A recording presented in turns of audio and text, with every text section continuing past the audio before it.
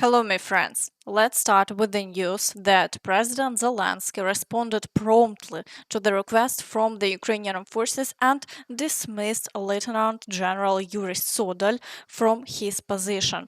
The Ukrainian Armed Forces reported that his actions led to significant losses. Я ухвалив рішення замінити командувача Об'єднаних сил Збройних сил України генерал-лейтенанта Юрія Содоля на бригадного генерала Андрія Гнатова.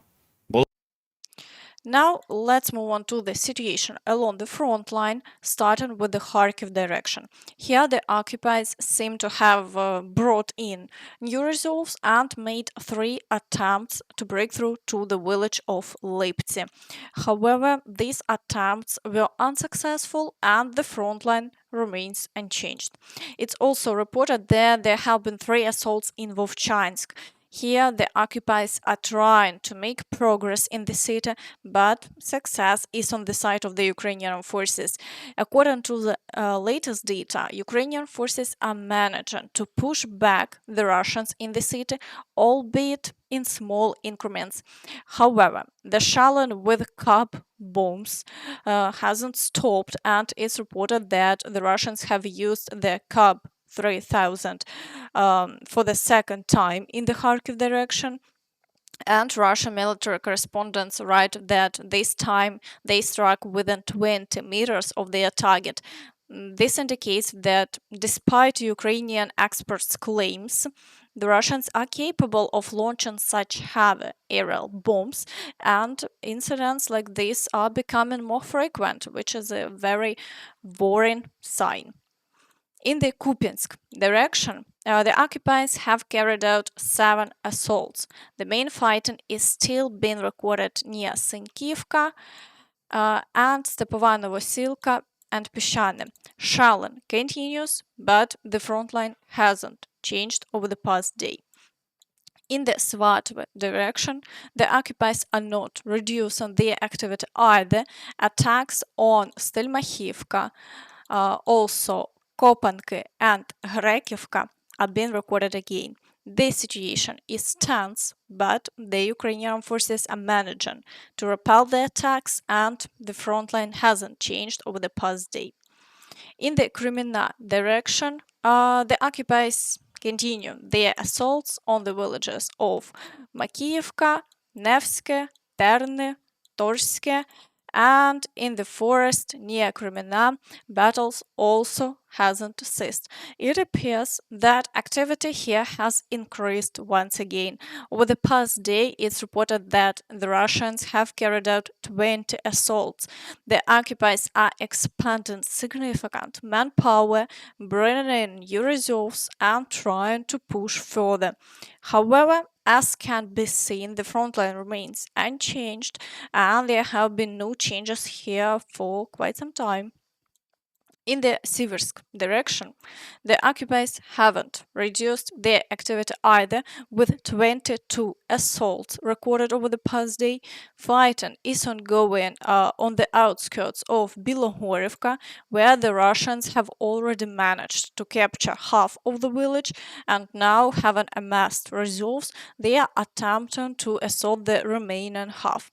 Attacks on Verkhnyokamyansk and Vovchansk haven't ceased, and heavy fighting continues in Rozdolivka, where the situation is critical. The occupiers are advancing street by street and have already raised their flag.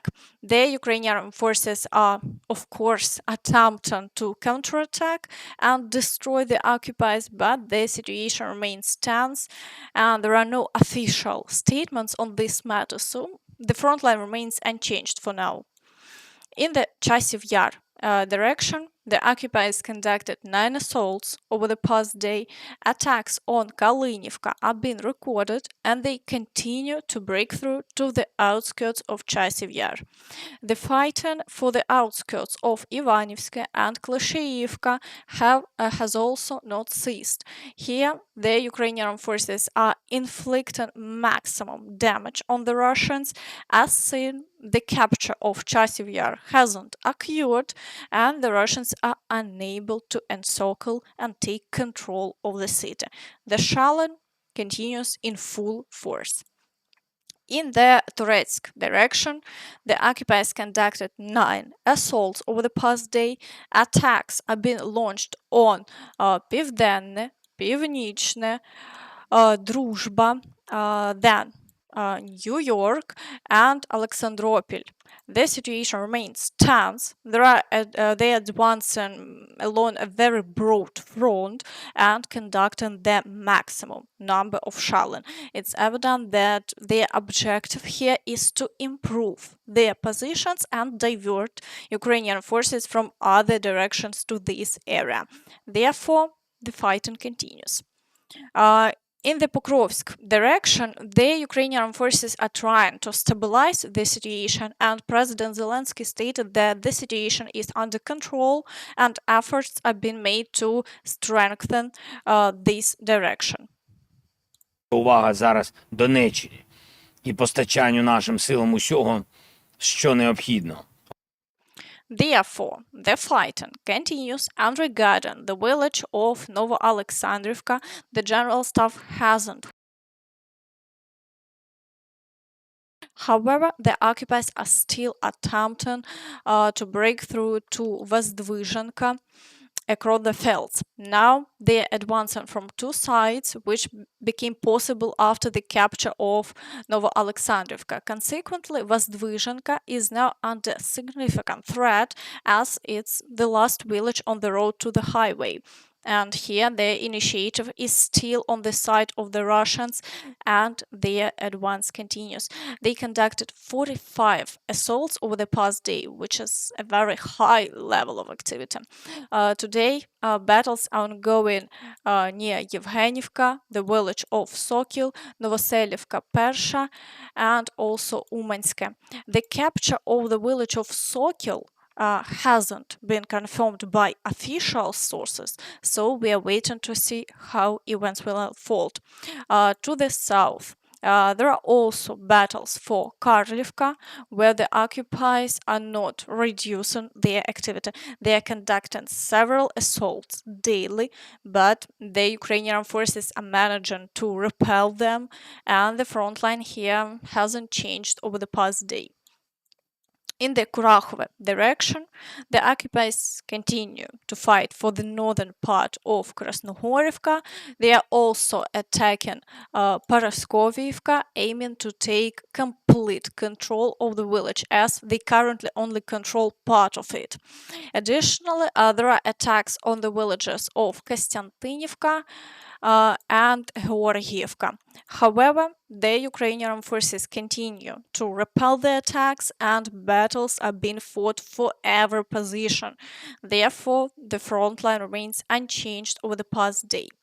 In the Vuhledar direction, the occupiers conducted 4 assaults on Urozhaine. However, they didn't achieve significant success. The front line remains unchanged, and apart from these assaults, there is only ongoing shelling. In the Zaporizhia direction, the occupiers are continuing their attempts to break through the fields towards Mala Tokmachka. However, the situation remains unchanged as the Ukrainian forces are successfully repelling all attacks. The previous assaults near Robotine were also unsuccessful for the Russians. In the Kherson direction, the occupiers are periodically conducting assaults in the area around the village of Krynky. They are changing the direction of their attacks, but haven't achieved any significant success. Meanwhile, the shelling of the right bank continues without interruption, and Russian military correspondents are complaining about supply issues, including even basic drinking water. As a result, soldiers of the so-called Great Russian Army are filtering water directly from puddles. Пойдем в воду, муляка.